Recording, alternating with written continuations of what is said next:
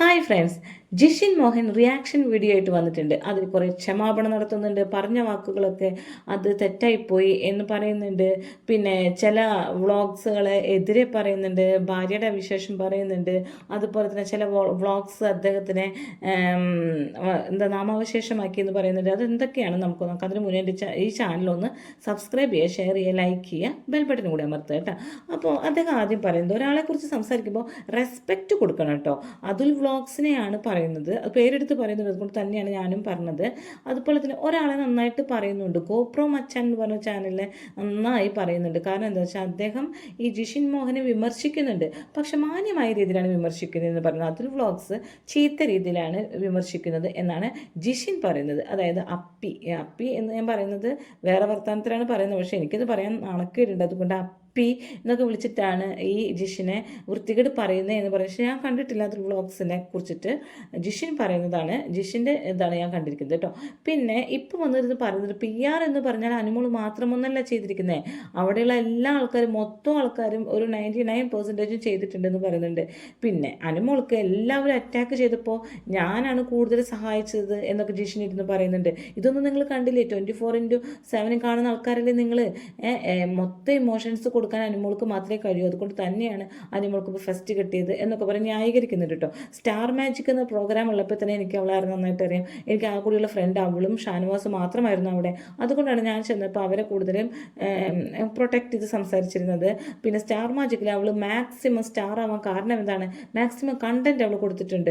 അതിന് വേണ്ട കണ്ടൻറ്റ് അവൾ കൊടുക്കുന്നുണ്ട്. എല്ലാ ഇമോഷൻസും, തല്ലുകൂട്ടാണെങ്കിലും ഇപ്പം അന്ന് നെവിനെടുത്ത് വെള്ളം എടുത്ത് ഒഴിച്ചപ്പോഴും അവൾ ആ ഇമോഷൻസ് ഫുള്ള് കാണിച്ചത് എന്തിനു വേണ്ടിയിട്ടാണ്? അത് പുറത്ത് നല്ല ഹിറ്റാവുമെന്നറിയാം. അത് അവൾക്ക് നന്നായി ബോധ്യമുള്ളത് കൊണ്ട് തന്നെയാണ് എന്ന് പറയുന്നുണ്ട്.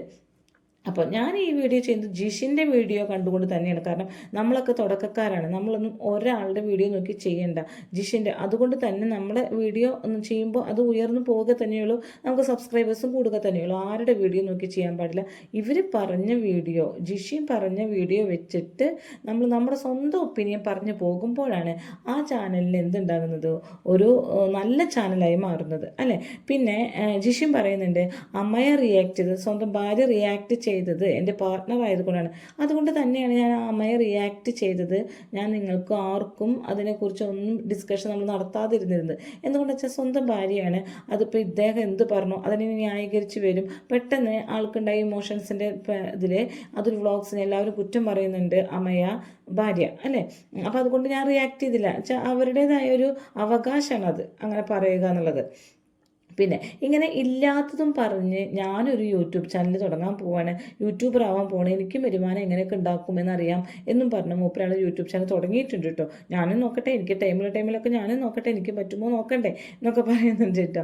പിന്നെ ഞാൻ അനുമോൾ കൂടി തെറ്റിയ ആകെ ഒരേ ഒരു ടാസ്ക് ജ്യൂസ് ടാസ്ക്കാണ്.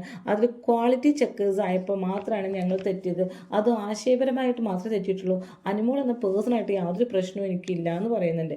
പിന്നെ അനുമോൾക്ക് വീടിൻ്റെ അകത്ത് വെച്ച് നന്നായിട്ട് താങ്ങിയ വ്യക്തികൾ തന്നെ, താങ്ങിയെന്ന് പറഞ്ഞാൽ അനുമോൾക്ക് നല്ല ദേഷ്യം വരുത്തുന്ന രീതിയിൽ പെരുമാറിയ വ്യക്തികൾ തന്നെ പുറത്തെത്തി റീ എൻട്രി ചെയ്തപ്പോൾ നന്നായി അവളെ നന്നായിട്ട് അവിടെ സോപ്പിട്ട് സുഖിപ്പിച്ചു എന്ന് പറയുന്നില്ല. അത് ഉദ്ദേശിച്ചത് ലക്ഷ്മിയെയാണ് കേട്ടോ. ലക്ഷ്മിയെ റീ എൻട്രിയിൽ നന്നായി സോപ്പിട്ട് സുഖിപ്പിച്ചു. അങ്ങനെയൊന്നും ഞാൻ നിന്നിട്ടില്ല. ഞാൻ എപ്പോഴും ഒരേ സ്റ്റാൻഡ് എടുത്തിട്ടുള്ളൂ എന്ന് ജിഷിൻ പറയുന്നുണ്ട്. ആകെ കൂടി എൻ്റെയൊക്കെ പറ്റിയൊരു മിസ്റ്റേക്ക്, അമ്മമാരൊന്നും വോട്ട് ചെയ്യുന്നില്ല എന്ന് പറഞ്ഞതാണ് എൻ്റെയൊക്കെ പറ്റിയ മിസ്റ്റേക്ക് ജിഷിൻ പറയുന്നുണ്ട്. അത് നമ്മളും വ്യക്തമായിട്ട് വീഡിയോ ചെയ്തതാണ്. പക്ഷെ ഞാൻ പറയുന്നു ജിഷിനെ, അതൊരു മിസ്റ്റേക്ക് അല്ല, അതൊരു 50% സത്യമാണ്. എല്ലാ അമ്മമാരും വോട്ട് ചെയ്യുന്നില്ല. അവരൊക്കെ TV ഷോ കണ്ട് അനുമോൾ എന്ന് പറഞ്ഞിട്ട് കരച്ചിലും പിരിച്ചിലൊക്കെ ഉണ്ട്. ഇല്ലയെന്ന് ഞാൻ പറയുന്നില്ല, ഭയങ്കരമായിട്ട് ഫാൻ ബേസുള്ള ആളാണ് അനുമോൾ. അവരൊക്കെ കരയുന്നും പിരിച്ചിട്ടുണ്ട്. പക്ഷേ ഈ അമ്മമാർ മാത്രം വോട്ട് ചെയ്ത് കൊണ്ടല്ല അനുമോൾ ജയിച്ചത്. അമ്മമാർ TV കണ്ടുവെങ്കിലും അമ്മമാരുടെ മക്കളെ എത്ര പേര് വോട്ട് ചെയ്യും?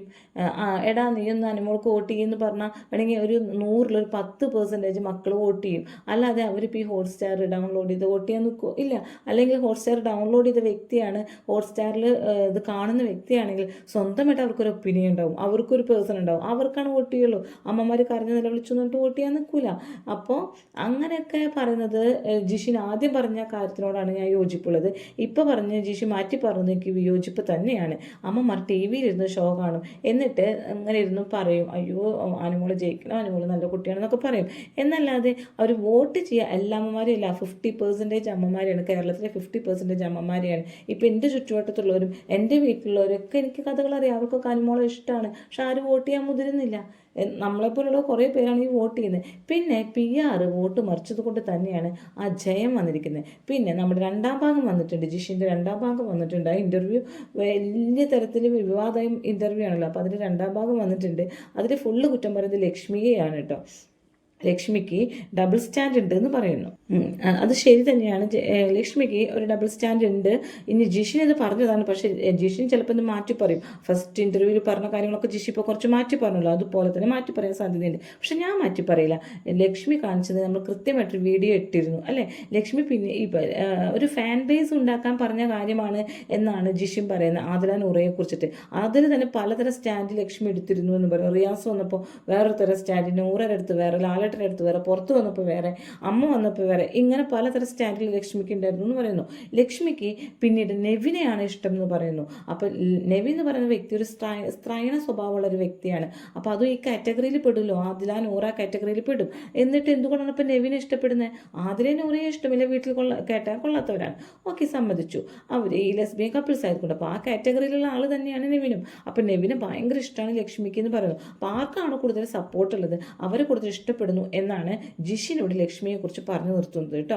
പിന്നെ അനുമോളെ കുറിച്ച് വീണ്ടും പറയുന്നുണ്ട്, 100 days നിൽക്കാൻ തന്നെയാണ് അനുമോൾ പോയത്. അത്രയും കണ്ടന്റ് കൊടുക്കാൻ പ്രിപ്പയർഡ് ആയിരുന്നു. അതുകൊണ്ടാണ് ഇത്രയും കോൺഫിഡൻസ് കൊണ്ട് 100 daysന്റെ ഡ്രസ്സും എടുത്ത് പോയത്. PR ഉള്ളിക്കറ മസ്റ്റാണ് എന്ന് പറയുന്നു. അത് കൊടുത്താൽ നമുക്ക് അവിടെ ജയിക്കാൻ വരും PR വേണം. നമുക്ക് ജയിക്കണമെങ്കിൽ PR കൊടുത്ത് പോകുക, കുറച്ച് കണ്ടന്റ് കൊടുക്കുകയാണെങ്കിൽ നമ്മൾ ജയിക്കുമെന്ന് ജിഷി മോഹൻ വ്യക്തമായിട്ട് പറയുന്നുണ്ട്. എല്ലാ സീസണിലും ഇത് നടക്കുന്നതാണ്. ഇപ്പോൾ ഈ അനുമോൾ മാത്രമൊന്നുമല്ല എന്ന് പറയുന്നത്, എല്ലാ സീസണിലും PR കൊടുത്ത് ജയിക്കുന്നവരാണ് കൂടുതൽ ഭാഗങ്ങളെന്ന് പറയുന്നു. അടുത്ത സീസണിൽ പോകാനുള്ളവർക്ക് ടിപ്പ് കൊടുക്കാൻ പറഞ്ഞപ്പോൾ പറഞ്ഞത് എന്താ വെച്ചാൽ, നിങ്ങളൊരു PRന് എന്തായാലും തയ്യാറാക്കണം. നിങ്ങൾ എവിടെയെങ്കിലും കാശ് ഒപ്പിച്ചൊരു PRന് നല്ല എമൗണ്ടിനനുസരിച്ചാണ് PR വർക്ക് ചെയ്യുക. ഇത്ര ഡേയ്സിന് ഇത്ര എമൗണ്ട് എന്ന് പറഞ്ഞിട്ടാണ്. അപ്പം അങ്ങനെ നിങ്ങൾ കൊടുത്തു പോവുകയാണെങ്കിൽ നിങ്ങൾ എന്നിട്ട് കുറച്ച് കണ്ടൻറ്റും വാരി വിതറിക്കഴിഞ്ഞാൽ എല്ലാത്തരം ഇമോഷൻസും എടുത്തടിച്ച് കഴിഞ്ഞാൽ PR അത് ഇട്ട് പെരുമാറിക്കൊള്ളും, നിങ്ങൾ വിജയിക്കും എന്ന് തന്നെയാണ് പറയുന്നത്. എല്ലാ സീസണിലുള്ള ഭൂരിപക്ഷം പേരും PR ഉള്ളത് തന്നെയാണ്. ഒരു ഹ്യൂജ് എമൗണ്ടാണ് അവർക്ക് വോട്ട് മറിക്കാൻ പറ്റുന്നത്. എൻ്റെ എവിക്ഷൻ തന്നെ അതിന് ഉദാഹരണമാണ്. ഞാൻ അതുവരെ എനിക്ക് ടോപ്പ് ലെവലിൽ നിന്നിരുന്ന ആൾ വെള്ളിയാഴ്ച പെട്ടെന്ന് എവിക്റ്റായിപ്പോയി. സാബുമാൻ നേരെ കയറിപ്പോയി, വായിൽ വിരലിട്ട കടിക്കാത്ത സാബുമാൻ വരെ കയറിപ്പോയി. അപ്പോൾ കാശ് കൊടുത്ത് PR മറിച്ചത് തന്നെയാണെന്ന് പറയുന്നത്. PR കൊടുത്താൽ നിങ്ങൾക്ക് എന്തായാലും വിജയം ഉറപ്പാണ്, കുറേ ഡേയ്സ് നിൽക്കാമെന്ന് ഇവിടെ പറഞ്ഞു നിർത്തുന്നുണ്ട് ജിഷിൻ മോഹൻ. ഓക്കെ.